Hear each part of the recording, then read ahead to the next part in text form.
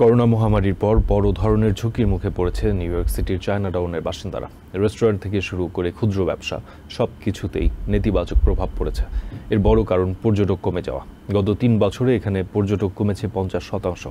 ফলে দীর্ঘদিনের ব্যবসা প্রতিষ্ঠান বন্ধ করে দিতে বাধ্য হয়েছেন সেখানকার অনেক ব্যবসায়ী। তারপরও ঘুরে দাঁড়ানোর জন্য লড়াই করে যাচ্ছেন তারা। এর জন্য ব্যবসায়িক নীতিতেও পরিবর্তন এনেছেন তারা। নিউ ইয়র্ক সিটির একদিক আলোয় আলোকিত, নানা আয়োজনে ক্রিসমাস উদযাপন করছে বাসিন্দারা, আর অন্যদিক কেমন যেন নীরব নিস্তব্ধ, অন্ধকারে ছেয়ে আছে চারপাশ। আর এই চিত্র হচ্ছে চায়নাটাউনের। এখানকার বেশিরভাগ রেস্টুরেন্ট বন্ধ থাকলেও চালু আছে কিছু রেস্টুরেন্ট, তবে গ্রাহক উপস্থিতি নেই খুব একটা। গ্রাহকদের বেশিরভাগই খাবার প্যাকেট করে নিয়ে যাচ্ছেন, তবে একসময় এমনটা ছিল না। আর সুপ্রিম কোর্টের বিচারক এলিনা কেইগেনের বক্তব্যেও তা ফুটে উঠেছে। কিন্তু এখন সময় বদলে গেছে। করোনা মহামারীর পর বড় ধরনের ঝুঁকির মুখে পড়েছে এসব রেস্টুরেন্ট। শুধু রেস্টুরেন্টই নয়, এখানকার বেশিরভাগ ক্ষুদ্র ব্যবসায়ীকে টিকে থাকার জন্য কঠোর লড়াই করতে হচ্ছে। অনেকেই বাধ্য হচ্ছে দীর্ঘদিনের ব্যবসা প্রতিষ্ঠান বন্ধ করে দিতে।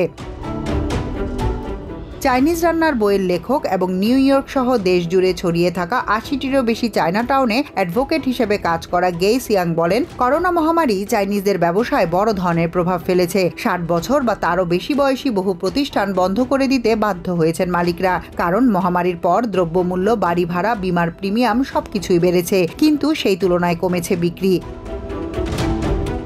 ওয়েলকাম টু চায়নাটাউন নামে একটি অলাভজনক সংস্থার করা এক প্রতিবেদনে উঠে এসেছে 2019 থেকে 2021 সাল পর্যন্ত এই সিটির চায়নাটাউনে আসা পর্যটকের সংখ্যা কমেছে 50%। লোয়ার ম্যানহাটনের গ্র্যান্ড টি শপ পরিচালনা করছে এলিস লিউ নামের এই নারী। বহু বছর আগে তার বাবা মার হাত ধরে যাত্রা শুরু করেছিল এই দোকানটি। আগে ভালোভাবে দোকান চললেও করোনার পর বদলে গেছে সবকিছুই। কার্টিস চিন বেড়ে উঠেছেন মিশিগানের ডিট্রয়েটে। নিজের অভিজ্ঞতা থেকে চাইনিজ খাবার দাবারের উপর বই লিখেছেন তিনি। করোনার পর থেকে চায়নাটাউনে পর্যটকের সংখ্যা কমেছে, যা এখনও কমতির দিকেই আছে।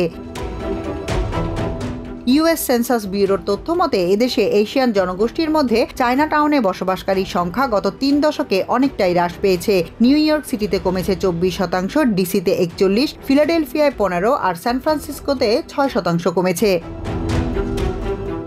তবে থেমে থাকেনি চায়নাটাউনের বাসিন্দারা। এখনও আপ্রাণ চেষ্টা করে যাচ্ছে ঘুরে দাঁড়াতে। ভিন্নতা এনেছে পণ্য বিক্রিতে। ক্রেডিট কার্ডে লেনদেন চালু, ওয়েবসাইট চালু ও সামাজিক মাধ্যমেও নিজ দোকানের প্রচারণা চালাচ্ছেন এলিসের মতো দোকান মালিকরা।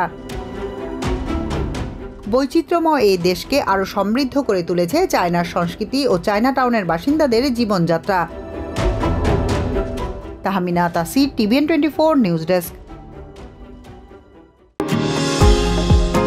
নিউ ইয়র্ক থেকে সম্প্রচারিত TVN 24 টেলিভিশন বিশ্বজুড়ে বাঙালির কণ্ঠস্বর।